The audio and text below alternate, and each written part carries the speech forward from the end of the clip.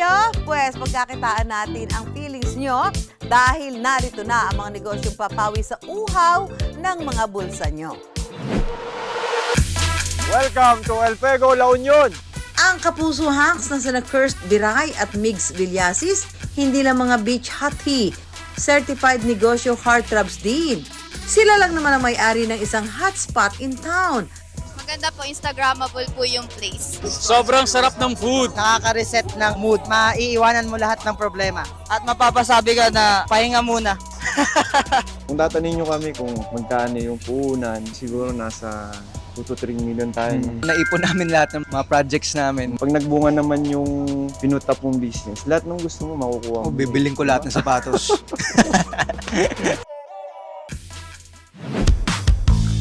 Kaway-kaway sa mga fruit lover. Mixed fruits na nilalagyan ng sauce. Pato kaya sa panlasa ng masa? Meron po tayong 5 different seasoning and then sunod na po natin yung Ano to, ketchup? Ketchup po. Sarap. Nag-aagaw po yung tamis sa anghang. Refreshing siya. Ibang-iba siya sa chamoy ng Mexican. Sweet siya, tapos spicy and medyo sour. Na-invento ko to, try-try lang. Una, hindi sila nasasarapan, pero pag hindi ka talaga tumigil, makukuha mo yung tamang timplada. Pwede pala siyang ihalo talaga sa prutas.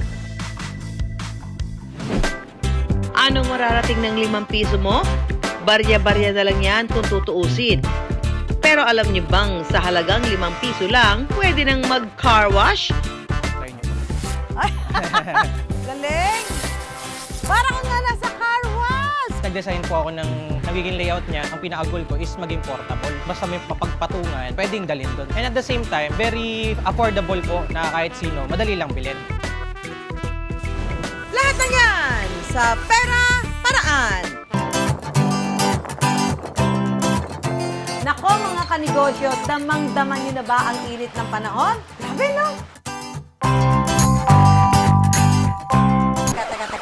Teka. Parang mas lalo pang iinit ang umaga natin sa mga nakikita ko, ha? Ang kapuso hacks na sina Kirst Biray at Migs Villasis, hindi lang mga beach hottie. Certified negosyo heartthrobs din. Welcome to El Fuego, La Union! Sila lang naman ang may-ari ng isang hotspot in town. The more na nakikita mong kumikita yung business mo, the more na sinisipagan ka. Maabot na rin po kami sa 6 digits sa isang buwan. Ang kanilang secrets para sumakses, mainit-init pa nilang ibabahagi sa atin mga kanegosyo.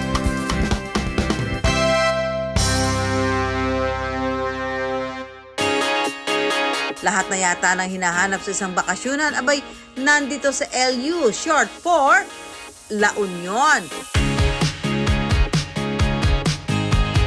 Dito sa El Fuego, may beachfront tambayan, malalamig na inumin, masarap na pagkain, perfect sunset spot, nightlife, at hanggang tulugan.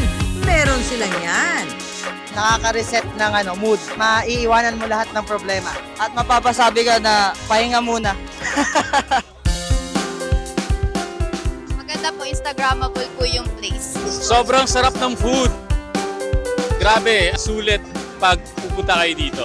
First time ko dito, so malamang babalik at babalik ako dito. Sa kanilang mga pagkain, crowd favorite ang buttered chicken, bangus sisig at grilled pusit. Mabibili ang mga ito mula 350 hanggang 450 pesos. Kung maswerte kayo, baka mismong sina Kirst at Migs pa ang mag-serve ng inyong orders. Kahit abala kasi sila sa kanilang showbiz at modeling careers, serving looks din sila rito sa La Union, no? Yung number 1 talaga na nakita kong key para maging successful yung business. Dapat maging hands-on. Hands-on ka sa lahat. Kailangan mong gawin lahat. Ako, nasubukan namin mag-serve, magluto, maging cashier, maging bartender. Lahat ginagawa rin namin dito. Talaga ngayon. Ang Ang El Fuego, common ground ng masasarap na pagkain, good music at cool community. Gusto kong magpunta nila sa El Fuego. Yung experience na babalik-balikan nila. Kagaya ng pagdating sa gabi, sobrang ganda ng vibe, yung pagkain, alam nilang masarap, yung coffee, lalo na. Target market namin. Ako lalo na sobrang malapit ako sa LGBTQ community. Kumbaga, pwedeng pang family, barkada, pang couple. Siyempre, ikaw, nagninegosyo ah. Lahat ng kaya mong targetin na market para Tama. magkaroon ka ng sales. Kumbaga, lahat all in. Tara! Lahat na yata ng hinahanap sa isang bakasyonan, abay, nandito sa LU, short for La Union. Dito sa El Fuego, may beachfront tambayan, malalamig na inumin, masarap na pagkain, perfect sunset spot, nightlife, at hanggang tulugan. Meron sila niyan. Nitong 2024 lang, nagbukas na rin sila ng accommodation para sa mga gustong mag-overnight sa LU. 7,500 pesos ang rate nila sa isang kwarto na pwede na sa 6 na tao. And pwede mag-extendable ng isa. So, bali pwedeng maging 7 packs. Kung makita nyo yung design, pinartner namin sa vibe ng beach vibe. Bukod dun sa aircon, tsaka free wifi namin, amenities, ito yung pinaka-the best talaga. Siyempre, yan, yung binibenta namin is yung view na beachfront talaga. So, kita lahat. Taon 2023 nang magbukas ang El Fuego na ang ibig sabihin ay apoy. Ina-emphasize namin yung pagiging hot tsaka sexy sa El Fuego. Pili namin yung La Union kasi naniniwala kami na ang La Union ang pinaka-best spot, pinakamagandang beach. Napakadaling puntahan from Manila to going to La Union. Sobra akong na-inlove sa spot na to, sa surfing capital na to. Talagang nahumaling ako. Tila sugal daw na maituturing ang pagtayo ng negosyo sa isang lugar na kaliwat kanan na ang mga kakumpetensya. Pero ang komunidad daw sa La Union, tila may union. La Union is dahil sa community. Kumbaga lahat nagtutulungan dito, nagsusuportahan. Kagaya namin, may mga ibang bars na pinupuntahan namin kasi mga naging kaibigan namin. Matinding pagtitiis at sakripisyo raw ang ginawa nila para makapag-ipon ng puhunan sa negosyo. Kung tatanungin nyo kami kung magkano yung puhunan, parang humigit kumulang siguro nasa 2 to 3 million. Na naipon namin lahat ng mga projects namin, mga nakuha namin from tapings, from rackets. Si Kirst daw talaga ang magaling humawak ng pera sa kanila. Every time na may work ako, 30% ng kinikita ko is tinatabi ko. Yung 70% kasi panggastos, rent. Pero yung 30% na yun, yung nilalaan ko, pang-invest ko. Pag nagbunga naman yung pinutap mong business, lahat ng gusto mo makukuha mo. Bibiling ko lahat ng sapatos. Umaalab ang passion ni na Kirst, Migs at iba pa nilang kasosyo pagdating sa negosyo. Bukod kasi sa resto bar na ito, may restaurant din sila sa Quezon City at may pangatlo pang negosyo na magbubukas soon. Kaysa gastusin namin yung pera namin kung saan-saan, dito na lang namin isusugal to sa mga business. At least nakikita pa namin. Tsaka syempre may tiwala ako sa partners ko. Kaya never ako natakot sumugal eh. Kung bumagsak man ako, at least may kasama akong babagsak. Eh kaso, sumakses. Sabay-sabay kaming sumakses. Pagka yung crab mentality kasi sa Pilipinas, nagiging negative eh. Di ba, hilaan pababa. Kami, crab mentality pa. Paakyat. Para sa kanila, time management daw ang susi sa tagumpay. Oras-oras, minomonitor mo yung business mo. Kailangan mong aralin yun kasi kahit naiwan ka ng mga tao mo, pwede pa rin mag-operate yung business mo. Kasi Hindi ka lahat mapipilayan. Goal namin, yumaman talaga eh. Kaya, syempre. Ang tawag doon, financial freedom. May kanya-kanyang hugot sina Kirst at Migs kung bakit nagpupursige sila sa buhay. Si Migs ay isang atleta na sinubukan ng showbiz nang 22 years old lang siya. Hindi naman ako lumaki sa mayaman na pamilya eh. Kaya rin ako nag-invest para balang araw sa pag nagkaroon ng sariling pamilya at saka para sa parents, sa family ko, maibigay ko yung mga gusto nila. Si Kirst naman ay nagtrabaho muna bilang isang nurse sa Pangasinan bago maging modelo at aktor. Family-oriented ako. Gusto ko lagi magkaroon ng oras sa family ko, sa mga mahal ko sa buhay, sa mga kaibigan ko. Kasi syempre, ang buhay, maiksi lang. So, give time. Ito yung negosyo talaga, parang doon ko na-feel na masaya ako eh. Sa pagnenegosyo, hindi sapat ang may pangarap lang dahil kailangan din itong paglaanan ng oras at buhusan ng umaalab na dedikasyon at pagmamahal. Kaway-kaway sa mga fruit lover!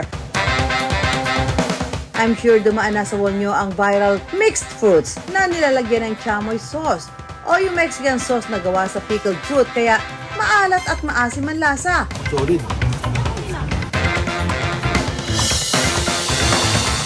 Pato kaya sa panlasa ng masa?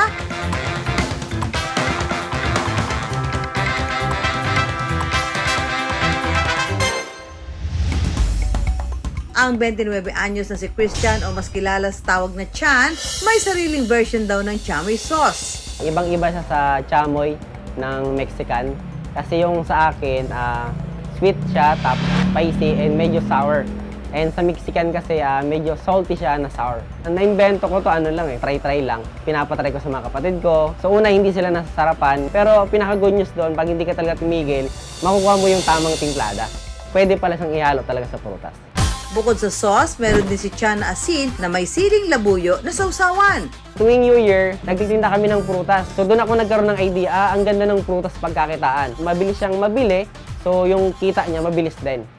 Nang makaipon noong 2023, gumawa ng 2 kariton ng prutas si Chan. Pero nalugi raw ito makalipas lang ang ilang buwan. Struggle sa pagtitinda ng prutas. Minsan, hindi ka rin talaga suswertein sa tao, which is normal yun para sa akin. Parang trials lang lahat naman yun. Hindi raw tuluyang pinanghinaan ng loob si Chan kaya muli siyang bumangon. Ayun sa mga nakatulong sa akin yung kapatid ko, and halos lahat ng kapatid ko. Ang matinding pagpupursige ni Chan, bunga pala ng mapapait na pinagdaanan. Nagkakapra yung parents ko, tapos hiwalay na yung mom ko tsaka yung papa ko. And lumaki kami na magkakiwalay din, magkakapatid ko. Naging nanay namin nun yung ate ko din. Hindi ako nakapagtapos ng pag-aaral. Sa pagninegosyo naman kasi walang pinipili kung nakapagtapos ka man ba or hindi, ano man yung background mo. Sa muling pagbubukas ni Chan, nagdesisyon siyang maglako na rin ng pinaghalo-halong hiniwang prutas. So may isang customer na hanap na wala ba kayong may kasama ng papaya, kasamang melon, and etc. Feeling ko that time malulugi ako pag ganun yung binigay ko. Pero wala naman daw masamang sumubok ng bagong gimmick sa pagtitinda. Yung tira kong mga prutas dati, hiniwa-hiwa ko siya. Tapos minix ko siya ng isang puno doon sa plastic na halagang 100 pesos. Naubos yung 25 na ripa ko. Sabi ko, pwede pala. Bukod sa 2 rolling store ng prutas, meron na rin silang pwesto na talagang sinasadya ng mga tao. The more na nag-serve ako sa tao ng fresh na prutas, iba yung happiness na nararamdaman nila. Iba yung naririnig ko sa customer na tuwing papasok sila ng trabaho, may mixed fruits na pala, pwede ko itong dalhin sa trabaho nila. Naka mga kapuso, ngayon napakatindi ho ng init, yung mga pampawi ng init ng panahon. Gusto naman natin na yung natural, organic, at dito nga sa Pasay, alam niyo meron noon dinarayo ditong fruit stand, pero hindi dahil lang doon sa prutas, kundi dahil sa kanilang special sauce. Kaya, puntahan na natin. Let's go! Yan! Hello po! So ito na, nakarating na tayo dito sa Pasay na may mga tindang prutas. Yes, Chan, Christian si po. Welcome po, Madam Susan. Pag tinignan mo, ordinaryong fruit stand, pero may special dito sa kanyang dinebentang prutas. Ano yun, Chan? Meron tayong special mga sauces ng fruits. Ito ay pinaghalong lemon at orange juice. Lagay natin sa blender. Tapos, And then meron po tayong 5 different seasoning, pinaghalo-halo na po. Yan po ay sikreto po. Pero ang main ingredient mo dito ay iodized salt Iodized salt and etc. pa. And meron din po and siyang chili yes flakes. po. Bango na, ano? Ang anghang! Ang amoy! After nito, Imimix po natin muna may mix siya. na to? Yes. Dito po. blender na. Blender po natin. Okay, almost ano na to? Gaano katagal Yes po. to? Yan, pwede na po yan. And then, sunod na po natin yung Ano to, ketchup? Ketchup po. Yan. May ketchup pala. Yeah. And then, Yan. pwede po tayo mag-add ng water. Okay, Yes po. blender uli. Blender po ulit. So, ito na yung final nila, product. Ito, Yes, ito yan, inilagay na lang nila. Magkano yung ganito? Ito po ang nag-range ng 250 pesos po. 500 ml. Kaya sa mga kapuso, bukod doon sa sauce na liquid, meron din silang parang powder. So, pakita sa atin ni Chan. Ito po, sili labuyo po. Yan. Ang angang nito. Water po, add lang. Apo. And then, blender po ulit natin. Yan, okay na po yan. Pag nadurog na po, pwede na po siyang ilagay sa asin po. Amoy na amoy ang anghang. And then, Tapos? mag-add po tayo ng some chili flakes para pang aroma po. Chili Yes flakes. po. Puro sili to, ha? Yes po. And after nun po, ano lang, i-shake na lang po I-shake natin. na lang. Tapos na yun. Yes po, tapos. So, kailangan mahalo siya mabuti. Apo. Tarang! Ang gandang tignan. Ang bango niya, at the same time, maanghang po talaga. So, tikman na natin kanyang Mr. Chan sauce. Mr. Chan sauce.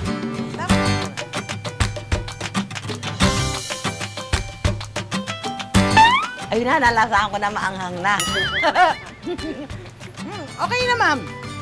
Kasi at least magkakaroon na ibang flavor yung prutas nyo. Hindi ba, umaga hindi boring. Meron excitement doon sa pagkain ng prutas kasi nga meron konting anghang. So this is something new dahil meron nga siyang sauce. So ito naman yung may asin, salt, na may siling labuyo. Tikman din natin to. Naku, daming labuyo nito. Ayun na. Konti lang naman yung anghang, hindi Konti mo lang masyado. po, hindi masyado po. Parang humahabol lang naman yung anghang. May anghang na siya, may alat pa siya, para balanse yung lasa ng prutas na kinakain mo. Hindi lang matamis yung malalasahan mo. Sarap. Nag-aagaw po yung tamis sa anghang. Refreshing siya. Perfect for summer. Yung sauce po niya is match na match po siya sa prutas po. Ito lagi yung pang-breakfast ko. Pang-dinner ko na rin po. Hindi ka na maglalaway for today's video dahil kaya rin ang lantaka ng mixed fruits ni Chan mula 50 to 100 pesos. May melon, pakwan, papaya, pinya at honeydew. Nakauubos daw si Chan ng 300 orders ng mixed fruits kada araw. Present din sa pwesto ni Chan ang iba't ibang fruit juice.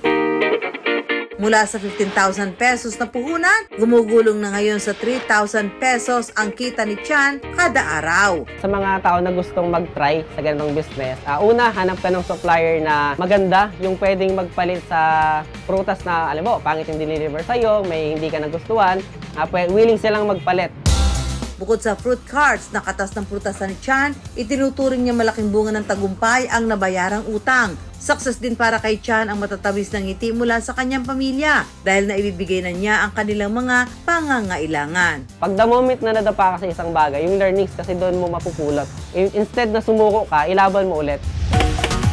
Marami negosyo ang pwede maging in ngayong tag-init, kahit simpleng produkto. Basta't may bagong pakulo, talagang kita is waving ngayong summer. Anong mararating ng 5 piso mo?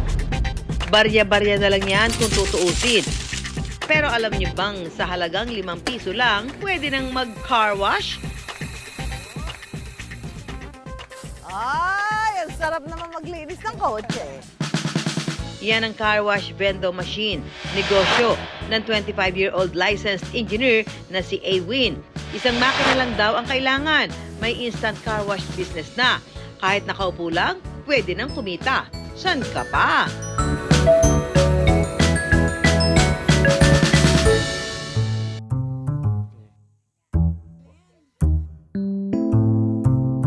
Dumi-dumi naman sa sakyan na to.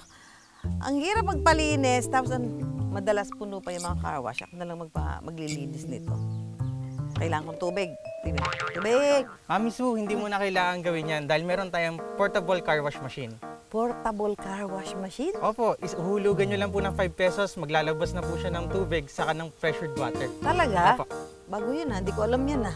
Meron palang ganon? Opo, meron po. O, sige, sample lang mo nga ito sa sakyan ko. Ha? Sige Sige, sige, tingnan natin.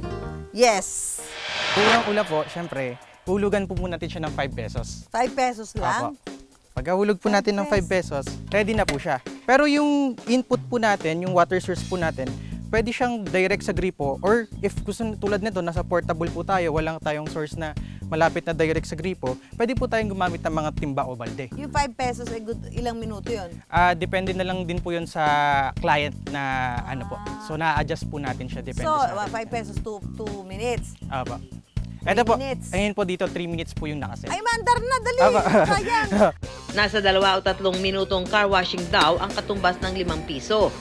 Lang po yung 3 days. Ay, parang nakakaano naman to. Dali, ang lakas Bali, ito yung pong nozzle na to, naiikot po siya para ma-change din po yung ano niya. Yung lawak. Rotation niya po. Try niyo po. Ay! Parang itong bata to. Galing! Parang nga nasa car wash! Kapag basa na ang sasakyan, oras na para sabunin. Meron din silang sabon na ikinakabit lang sa nozzle kung saan lumalabas ang tubig. Yan na, sabon na siya. Ay, ang sarap naman maglinis ng kotse. Ay, malalapit na.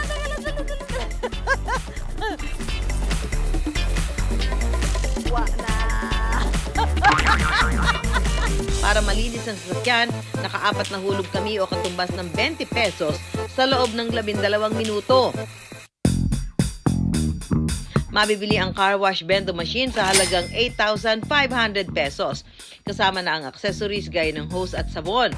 Dahil DIY o do-it-yourself ang paraan ng pag-car wash, hindi na kailangan ng tauhan o bantay. Passive income, kumbaga. So ito, malinis na, kailangan na lang punasan dahil napakalakas ng pressure. Ayan. Pero ang maganda siya, nakakaaliw siya.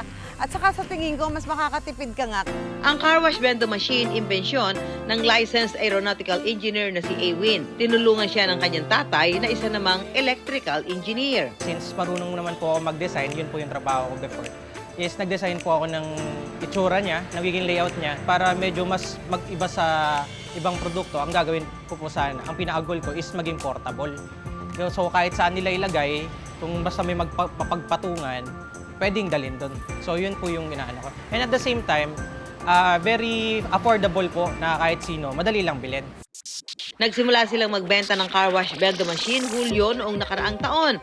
Nakabebenta sila ng 50 hanggang 70 units sa isang buwan. Dahil sa social media, marami ang naaabot ng kanilang produkto. First week pa lang po, meron na kaming orders agad sa sa Davao, tapos sa Aklan. Kaya nagulat nga po ako na nationwide. Ang ganda po nung execution ng business kasi sa yung pag-marketing kasi yung naging target po namin is buong Pilipinas. Nasi-ship po kasi yung product kasi yung design niya nga po sobrang portable. Sa edad na 25 anyos, bukod sa vendo machine, may iba pang mga negosyo si Awin.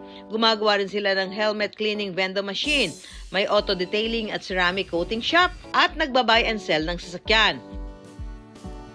Bago nagnegosyo, nagsimula si Awin sa pagbebenta ng nakatambak na bisikleta sa kanilang garahe noong nasa kolehiyo pa siya. Pinaikot ang kinita rito at siyang ginamit na puhunan sa mga naging susunod pang negosyo. Ganun na lang ang pagpupursige ni Awin dahil may gusto siyang gawin. Gusto ko rin po talaga makabawi sa parents ko po parang at young age po kasi gusto ko habang bata pa po sila makabawi po ako agad sa kanila. Kaya nga po nung pinaka-first na umasenso po talaga ako, ang una ko pong binili na mamahalin, binilang ko po sila ng sasakyan na pick-up po. Ayun po. Sa kanila po ako unang laging bumabawi. Malaking tulong daw ang mga magulang ni Awin sa negosyo lalo pat muli siyang bumalik sa pag-aaral. Nagdo-doktor po ako ngayon. So sila po nagmamanage. Then ako lang po sa marketing usually. Then kung may matutulong ako kailangan sa design, sa problem, kinokontak lang po nila ako. Dahil sa mga negosyong ito, hindi na kinailangan pang bumalik sa ibang bansa ang kanyang tatay na dating OFW. Since nung nag-pandemic po siya, hindi na po siya nakabalik.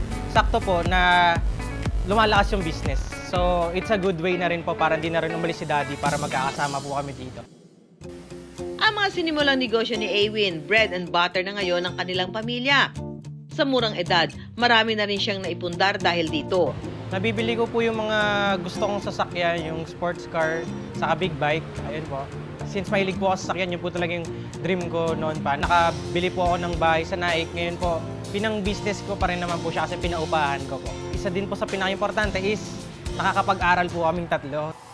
Pagdating naman sa kita, umaabot daw ng 6 digits ang kinikita sa isang buwan ng kanyang mga negosyo. Kung meron kang gustong ibenta, huwag kang mahihiya dun sa ginagawa mo. Ang daming gustong mag-business na puro balak lang, hindi nila tinutuloy. If meron ka naisip na business na tingin mong unique, na creative, ganyan, gawin mo na lang siya. Kapag naniniwala ka lang po sa Diyos, tapos may full support ka from family mo, malalayo po yung mararating mo. Huwag mo lang po talaga iiwanan yung pamilya mo kung kahit nasan ka na po. Ang mga produktong sariling gawa, nagiging inspirasyon din para lalong pagbutihin ang pagpapatakbo ng negosyo. Dahil sa huli, ikaw at ikaw rin ang panalo. Kaya bago man ang halian, mga business ideas muna ang aming pantakam at laging tandaan, pera lang yan, kayang-kayang gawa ng paraan. Samahan nyo kami tuwing Sabado alas 11:15 ng umaga sa GMA. Ako po si Susan Enriquez para sa Pera Paraan.